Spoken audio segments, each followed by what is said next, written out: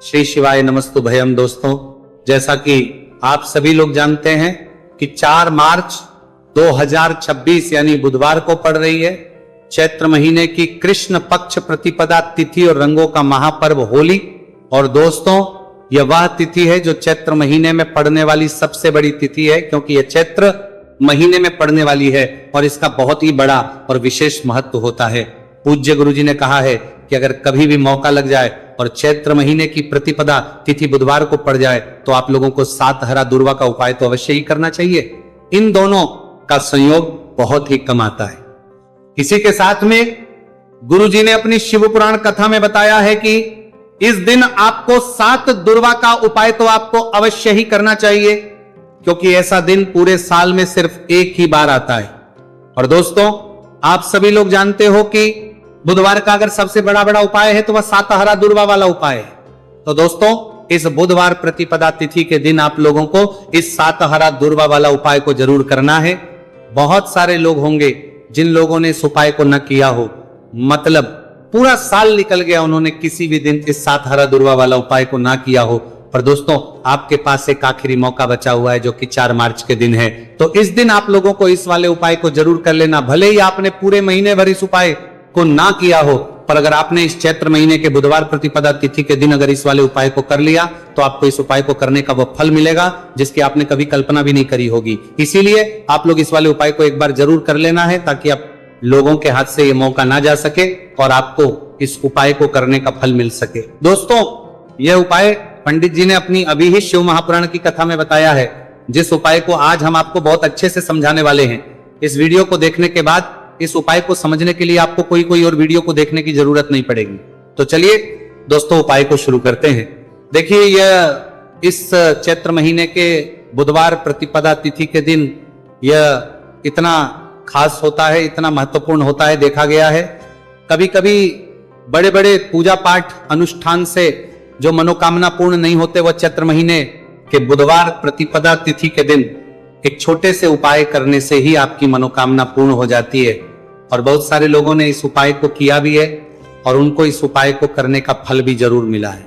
अगर आप लोग भी इस उपाय को करना चाहते हैं तो आप इस उपाय को पहले अच्छे से समझ लेना, सुन लेना, उसके बाद करना आपको इस उपाय का फल जरूर ही। और इस उपाय को कर लेने से आपके घर में चाहे किसी भी प्रकार की दुख और समस्या क्यों ना चल रही हो, आपको उसका कारण भी नहीं पता है कि भाई ये समस्या किस कारण से चल रही है।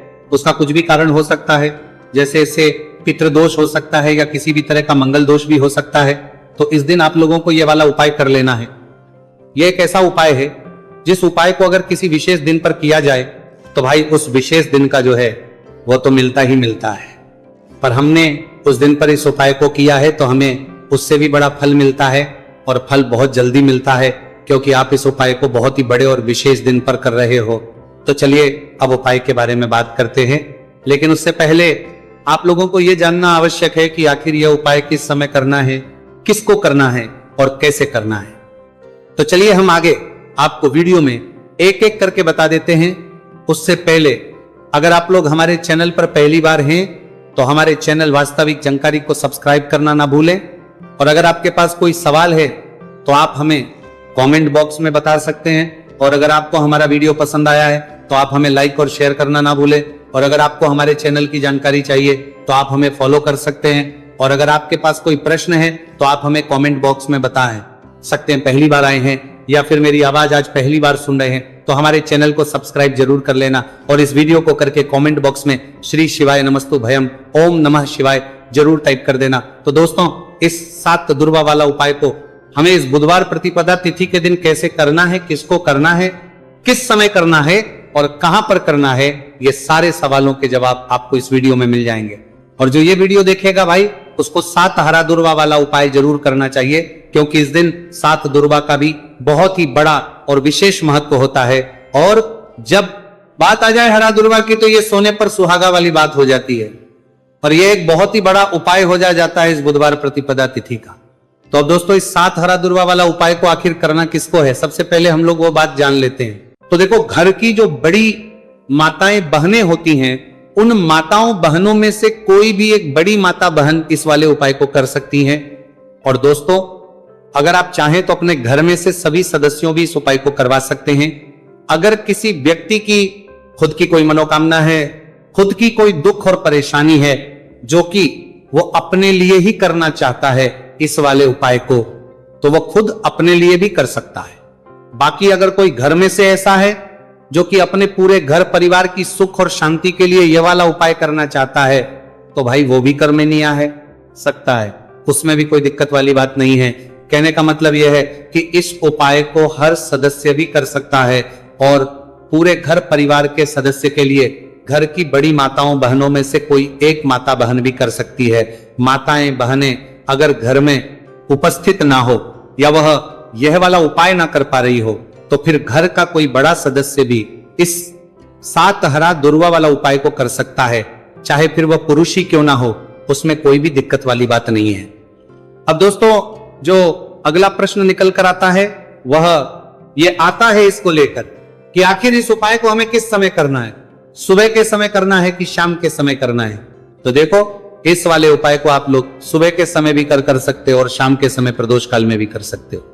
अब अगर आप पूछो कि भाई सबसे उत्तम समय कौन सा रहेगा इस 7 हरा दुर्वा वाला उपाय को करने का, तो हम आपसे बस यही कहेंगे कि इस उपाय को आप सुबह के समय करेंगे तो ज्यादा बेहतर होगा। बाकी अगर प्रदोष काल के समय भी करेंगे तो भी अच्छा होगा, उसमें कोई भी दिक्कत वाली बात नहीं है। तो अब दोस्तों, जो अगली सबसे बड़ी और महत्वपूर्ण बात आती है वो ये आती है कि सुबह अगर हम उपाय को करेंगे तो हमें कितने बजे से लेकर कितने बजे तक के बीच में करना है, और शाम के समय प्रदोष काल में करेंगे तो हमें कितने बजे से लेकर कितने बजे के बीच में करना है। तो देखो, सुबह जितनी जल्दी हो सके आप उपाय को करने की कोशिश करना। बाकी अगर कारणवश लेट भी हो जाओ, थोड़ी देर भी हो जाए, तो 10 या 11 बजे तक भी आप उपाय कर लेना, पर 12 बजे से ज्यादा देरी ना हो। ठीक है, इस बात का ध्यान रखना। उसके बाद में दोस्तों, अगर शाम के समय प्रदोष काल की बात करें, प्रदोष काल का जो समय है होता है वो शाम के 6 बजे से शुरू हो जाता है। मतलब शाम के 6 बजे से लेकर शाम के 6 बजे से रात के 8 बजे के बीच का जो समय होता है, यह समय प्रदोष काल का समय होता है। तो इस उपाय को 7 या 8 बजे के बीच में भी कर सकते हो, मैं आप कभी भी इस वाले उपाय को कर सकते हो, उसमें कोई भी दिक्कत वाली बात नहीं है। तो चैत्र का महीना ही है जो आपको धन दौलत पुण्य दोनों ही देने वाला है।